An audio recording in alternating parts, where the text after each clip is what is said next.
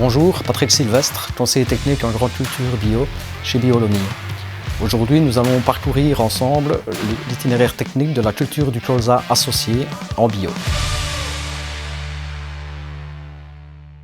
Le colza est une culture annuelle à cycle long, presque 11 mois, et donc sur ces 11 mois, beaucoup de choses peuvent se passer. Nous allons donc parcourir l'itinéraire technique avec une association de cultures qui rend cette culture plus sûre. La culture du colza est une culture exigeante en azote. Soit on va choisir un précédent qui laisse pas mal d'azote dans le sol, comme une légumineuse ou un légume, ou alors, comme c'est le cas ici, derrière une céréale. Après la moisson de la culture précédente, 2-3 faux semis vont être réalisés pour épuiser le stock des semences d'adventice. Ensuite viendra un labour agronomique et un épandage de 3-4 tonnes de fientes pour bien nourrir le colza, pour qu'il puisse être bien développé avant l'hiver, pour bien couvrir le sol. Le labour agronomique permet de remettre les compteurs à zéro au niveau de la gestion des adventices. Le lit de germination doit être préparé assez fin, avec malgré tout quelques mottes, car la graine de colza est assez petite et la levée doit être rapide. La technique de colza associée peut être mise en place ici car la pression adventice n'est pas trop élevée. Aucun désherbage mécanique n'est prévu dans cette culture mise en place. Le choix de la variété de colza est important. En effet, il va falloir choisir une variété résistante aux maladies, résistante à l'élongation de la tige automnale. On va choisir également une variété avec une floraison demi-tardive à tardive, car la variété principale sera associée avec une variété très précoce qui va permettre une floraison hâtive afin d'attirer les méligètes. Nous en reparlerons plus tard. La densité de colza semée ici est de 65 grains au mètre carré avec la variété arôme. La variété très précoce est la variété Alicia. Pour ce qui est des plants de compagne, nous allons choisir des variétés gélives, ce qui est très important en bio parce qu'il faut avoir une destruction complète dans ce cas-ci durant l'hiver. Le choix des espèces va être orienté vers des espèces de légumineuses pour la fertilité du sol. D'autres espèces peuvent être utilisées également afin de perturber un autre insecte qui est l'altise. Donc nous allons utiliser la févrole, le trèfle blanc, le lin et la lentille. Vous pouvez voir à l'écran les différentes espèces ainsi que leur densité de semis. La date idéale de semis se situe entre le 15 et le 30 août afin d'avoir un bon développement du colza avant l'hiver. Nous voyons ici le développement du colza avant l'hiver. C'est bien parti car la culture couvre bien le sol. Une fois les premières gelées blanches passées, nous voyons bien que les plantes de compagne ont été détruites et que le sol est bien propre. Nous voyons la fin mars, nous pouvons constater que le colza a bien bénéficié de la fertilité du sol jusque-là. C'est important puisque l'apport suivant d'engrais organiques sera réalisé au stade bouton décollé du colza afin de pouvoir utiliser cet engrais de ferme qui est le lisier comme répulsif par rapport aux méligètes. D'où l'importance que le colza soit bien nourri d'ici là. Nous allons parler de cet insecte ravageur qui est le méligète. Donc c'est un coléoptère qui va hiverner dans les zones boisées.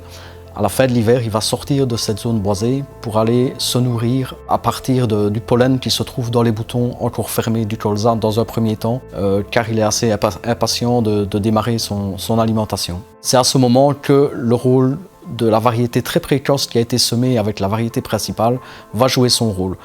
Car dès sa floraison, le méligète va s'orienter vers les fleurs ouvertes pour aller consommer le pollen et il passe alors de nuisible à auxiliaire puisqu'il va favoriser la pollinisation.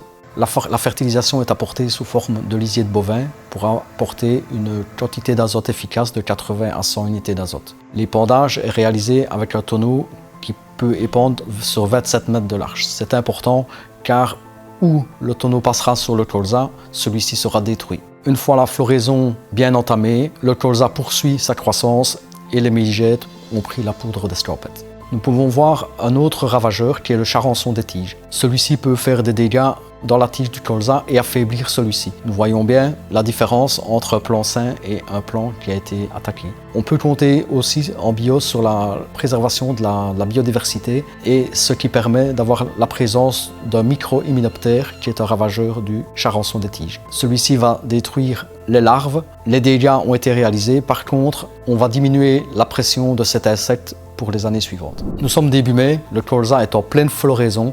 Si vous avez l'occasion de pouvoir faire placer des ruches au bord de la parcelle, celles-ci favoriseront la pollinisation. La floraison est à son comble et nous voyons que les premières siliques sont formées. Vous voyez ici une attaque du sclérotinia des tiges, qui est une autre maladie du colza. Celui-ci peut être déclenché par un temps pluvieux au moment de la floraison. Les pétales tombant sur les feuilles vont coller à celles-ci et le champignon peut commencer à se développer. Dans la rotation dans laquelle nous nous trouvons, il y a peu de risque de développement de ce champignon car la rotation est longue, donc c'est une rotation de 7 ans, ce qui limite fortement la propagation et le développement de cette maladie. Dans la rotation, il n'y a pas d'autres espèces qui sont sensibles à la maladie.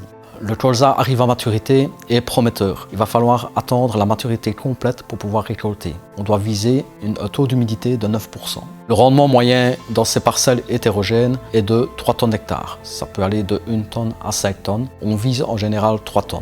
Une fois la moisson terminée, les tiges sont broyées avec un broyeur. Ceci permet à d'éventuelles sclérotes de sclérotinia de retourner en contact avec le sol. Ainsi, la biodiversité et les autres champignons du sol vont pouvoir rentrer en interaction et les détruire. Un autre intérêt est la germination des graines de colza qui sont tombées au sol ainsi que de semences d'adventice. En cas de pression d'adventice élevée avec des adventices encore bien vivantes, il sera recommandé de réaliser un léger déchômage de surface afin de détruire ceux-ci et permettre une bonne germination du colza. Les repousses de colza sont un très bon engrais vert. Il permettra de couvrir le sol avant la culture suivante qui sera une céréale d'hiver. Le colza est une culture de choix en système céréalier car du fait que ce soit une crucifère, ça permet de bien casser le cycle des maladies des céréales. Le potentiel de rendement du colza ici derrière moi, dû au fait qu'il n'a pas été fertilisé au printemps, on espère viser les 3 tonnes.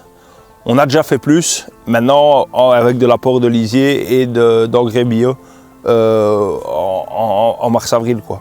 Donc ici, c'est pas le cas. Maintenant, on est trop tard. On récoltera ce qu'il y aura. J'espère en 2 tonnes, 2 tonnes et demie. Merci d'avoir suivi cette vidéo. Je vous donne rendez-vous prochainement pour parcourir ensemble un autre itinéraire technique en culture bio.